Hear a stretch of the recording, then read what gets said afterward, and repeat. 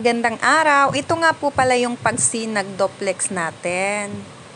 Ayan, ginagawa. Sir, kaway-kaway po dyan. Hello. Ayan, sila po yung gumagawa. Ayan po yung parking space niya. Ayan sa side. Marami na pong unit dito.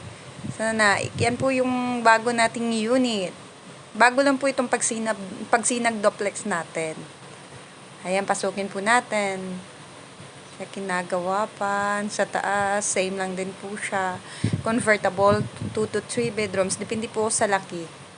Ayan, ang lawak po.